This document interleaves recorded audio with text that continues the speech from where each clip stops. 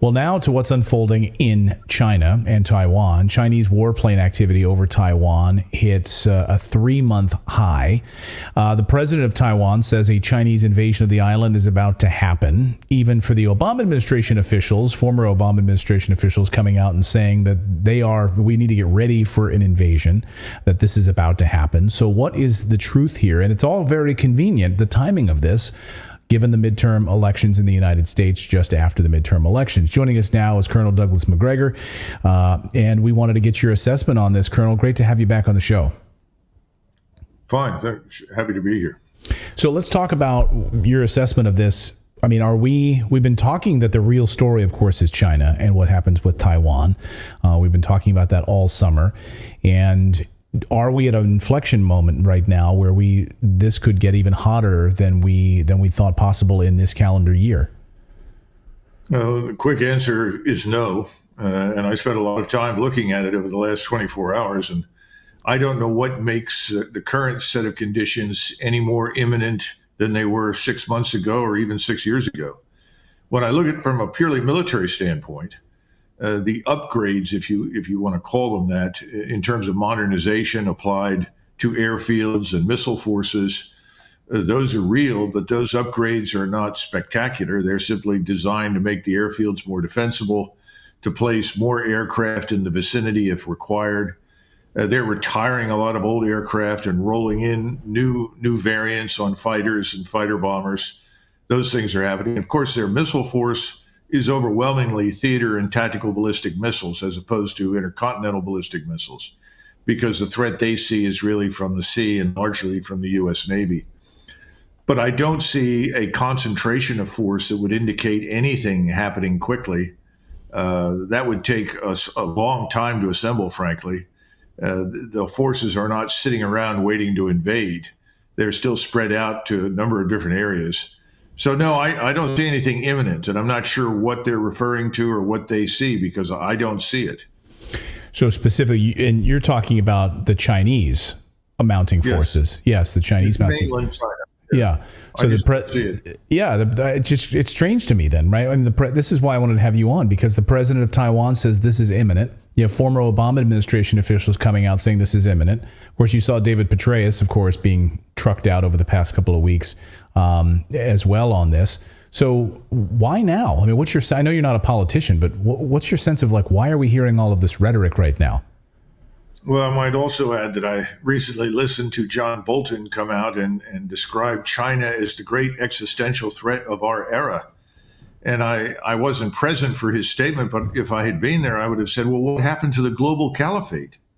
Right. I thought the global caliphate was the existential threat of our era. What, did it go away? I think a lot of this is grossly exaggerated. The president of Taiwan is in trouble politically. There are two parties that are meaningful and powerful that govern Taiwan from time to time. One is the KMT, and the other is the Democratic Progressive Party, which is led by the current president. The DPP, which is the current party in power, has always been very pro-Japanese. People need to understand that Taiwan was ruled by Japan for quite a while. The people on Taiwan, however, thrived under the Japanese. And the Japanese have worked very hard to help industrialize and modernize industry on Taiwan, just as they did in South Korea. We never bring these kinds of things up, but Japan's presence everywhere was not, quote unquote, inherently evil from the standpoint of the people that lived there and lived under Japanese rule. And that was particularly true for Taiwan. So that's one party. And that's the party that has talked for years, decades, about independence from China.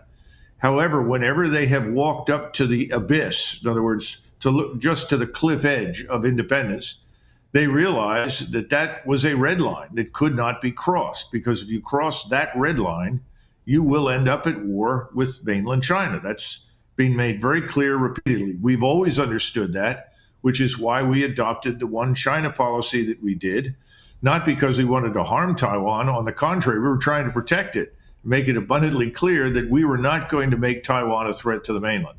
So that's red line number one. That hasn't changed, but she is in political trouble. You have to understand that whenever there are major elections in that country, one party wins by a point or two over the other. So the KMT, which is Chiang Kai-shek's old party, is breathing down her neck.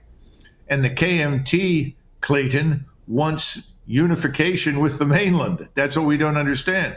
So you're talking about 50% of the electorate on Taiwan has sided with the DPP and this eventual independence. And the other 50% says, oh, no, we want reunification with the mainland. Well, people find that hard to understand. Well, things have changed on the mainland. You have instead of two radically different systems, actually speaking, they've moved closer to each other because the Taiwanese system has always been very authoritarian. Today, the mainland Chinese system is authoritarian, but it is no longer totalitarian as it was under Mao. This is not Maoist China. There are no real communists left in China. They're capitalists, but they're state capitalists. That's what we normally associate with hard fascism. Both of those states, the people that live in those states, the rulers of those states, have a very similar goal. That goal is to eventually become like Singapore. Now, this is hard for Americans to understand, but Singapore is what the Chinese in Taiwan and the Chinese on the mainland both want. Now, why do they want to live in Singapore? Well, Singapore is this thriving financial center, economic metropolis. There's absolute enforcement of the rule of law to the point where most of us would find it stifling and insufferable, but that's completely consistent with Confucian culture and the Chinese mentality. They don't care who governs as long as the government provides for security and enables everyone who lives in that country to earn a good living, to enjoy prosperity, and improve themselves. It's a very different world from the one that you and I live in. They both want that. You have 1 million Taiwanese citizens every day working and living on the mainland. Every time there is a major crisis internationally of any kind over the last 30 years, the banks in Taiwan have moved most of their capital to the mainland, where they think it's going to be safer.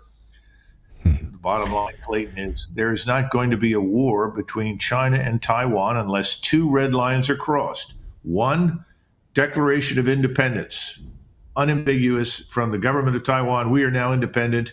We do not recognize the mainland as as the governing legitimate authority here or anywhere else for China. We are it. Number two, we are now going to station U.S. forces or Japanese forces or both on Taiwan. That's red line number two. If either of those things happen, no question about it, China will mobilize, millions of troops will show up, ships will show up, there will be war, even if it results in the destruction of Taiwan. And that's because all through World War II, stretching all the way back into the 30s to 1934, 35, 36, 37, every military intervention, incursion, and ultimately invasion by the Imperial Japan of China was staged on Taiwan. Taiwan was Japan's unsinkable aircraft carrier. Now, when we sell weapons to Taiwan, we used to be very careful about what we sold to ensure that they were, quote unquote, for purely defensive purposes. But recently, some of our decisions about missiles and missile technology and radars have raised eyebrows in Beijing because they look at the arrival of weapon systems and say, oh, those aren't really defensive. Those are being pre-positioned for use by U.S. forces so that U.S. forces could come into Taiwan and man these in a conflict or crisis. Now, I don't think that's really the case yet, but that alerts people to the mentality in Beijing and what they fear. And what they fear is us, U.S. military, on Taiwan in any capacity, more than anything else. So that's red line number two. Does that seem... I mean, it seems like from the Biden administration, we heard Anthony Blinken just a few weeks ago saying that China wants to seize Taiwan on a faster timeline. So you're hearing this rhetoric from the Biden administration. You're hearing it from Republicans as well as Democrats. And you were right. You were totally prescient the other day before this election saying, Clayton, I don't see after this election much change at all. And in fact, you were right about that. Now we've got total gridlock in Washington, and both parties are in simpatico on this China question. So do you think that the United States would dare to cross that red line? Does that seem like something you're starting to hear or see? if that's the only way that they're going to go to war, then that would be the way that they're moving. It seems like you hear Antony Blinken talk about this, and these other guys in the Biden administration pushing for that. Well, the first answer that springs to mind is no. I don't see that we are planning to do that. No. If we are, I'm unaware of it. Would we do that? As I said, I think that would be extremely foolhardy and unnecessary. I don't think that this administration, whatever we think of it, and I don't hold it in very high esteem, is that stupid. So I don't see us doing that. What we do see are a couple of things. First of all, you talked about the aircraft, the Chinese aircraft. If you look at the Air Defense Identification Zone, what we call the ADIZ, that reaches out and touches Taiwan. In other words, if you're sitting in China, you have this thing called the Air Defense Identification Zone, which requires everyone who flies into it to identify themselves. It doesn't say you have to land. It doesn't say you can't come in. It's just if you fly in, you must identify yourself. That zone skirts or incorporates some of Taiwan as part of their early warning system. We have an air defense identification zone that extends 1,000 miles into the Pacific Ocean. Right. That extends right up to the border with Russia, practically in the Bering Strait around Alaska. We all the nations have these things, and the great powers are extremely sensitive to them. If someone flies in from Chinese or Russian air forces, violates that ADIZ and doesn't announce themselves and make it clear that this is not hostile, we scramble aircraft, send them into the air. They do the same thing. And whenever we send ships through the Taiwan Strait, which we just did, the Chinese shake their heads and like, oh, stupid, send up 150 jets and make it clear that this is not what we want. And by the way, we usually get a message from the Taiwanese Ministry of Defense that says, would you mind not doing that anymore? Because every time you do that, the Chinese on the mainland send up aircraft and raise hell with us. Now, last point on this, it's very important. We just had this party congress. Right. And everyone is talking about Xi. Oh, he's now more powerful than Mao was, and so forth and so on. Clayton, that's not an accident. The Chinese ruling elite, which is really what the Communist Party is now, it's just a party elite that rules the country. Stop thinking of them as communists and just thinking of them as a standard fascist elite party. They're afraid. They are afraid of economic disaster inside of China.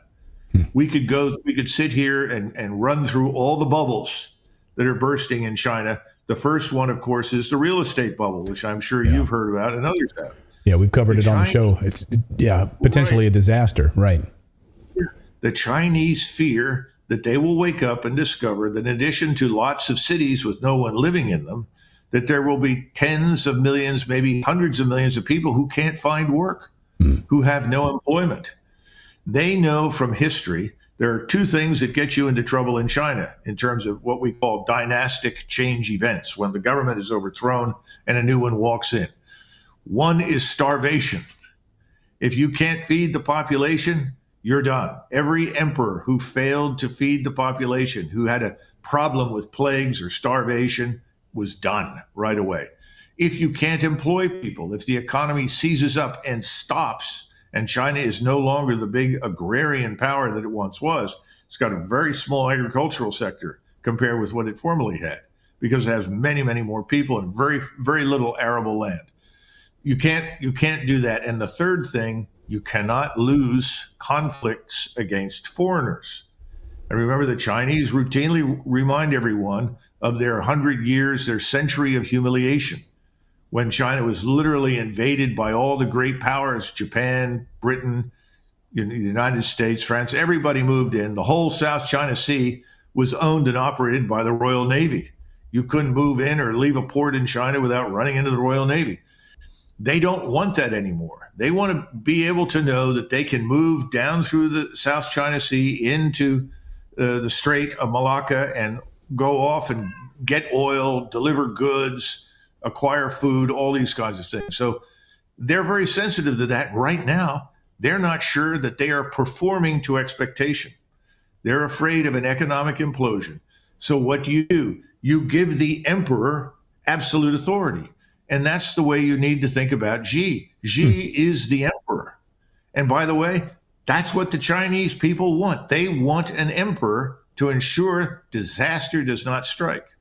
But third on that list is the foreign power that might come in and dictate terms to China. And for them, that's us, because everything we build is designed to penetrate their anti-access capabilities. Remember, we talk about denial access capabilities that keep us out. Well, that's the whole point of all the theater ballistic missiles and cruise missiles.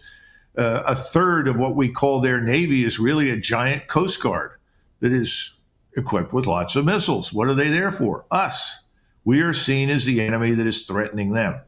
So we look at China and we say, well, this is some growing, burgeoning threat. But the threat is not to us as a power per se, but to our ability to influence them with military power inside their country. And of course, economically, the sanctions that we impose and so forth. So I think we've gone overboard. And remember this, the date of 2049 has been the date for many years now of projected reunification. At this party Congress, they once again reaffirmed 2049. Now, 2049 does not mean that if we're not reunified, we go to war. It's simply their preferred target date, because they always talk about peaceful reunification. They did it again at the party Congress. There is no desire for a war right now in China. And the Chinese know one thing that's very important. If they woke up tomorrow morning and Xi said, march, send the legions, and we conquer Taiwan, first of all, they'd have to destroy a lot of it, which would have a terrible impact on the global commercial community, the economy, and so forth. But they would lose everyone's support and respect in Asia. Everyone would be absolutely appalled by an attack on Taiwan. They know that. Xi was just in Vietnam, just had a meeting there with the leadership of Vietnam. And what did he want to know from them? He wanted to know that they would not join an anti-Chinese alliance. And that's what he was concerned about. Vietnam said, no, we're not going to ally with the United States. Absolutely out of the question. And where else did Xi go? He flew to Saudi Arabia because the Saudis are about to demolish the petrodollar. Now, he didn't cause that. We caused that. Right. Our problem with the economy and the petrodollar have all been created in Washington, D.C. But he's flying in there because it looks like between Saudi Arabia and China, there will be a new modus vivendi that will probably spell the end of the petrodollar. So I guess on the basis of that, we want to make war on China. I don't know. But the issues that confront us, the things that divide us, are not military, and they don't require military action.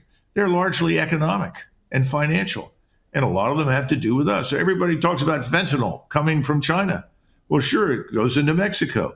Some of it is offloaded in San Diego and San Francisco and shipped south into Mexico for further refinement, packaging, so that it can be sold back in the United States.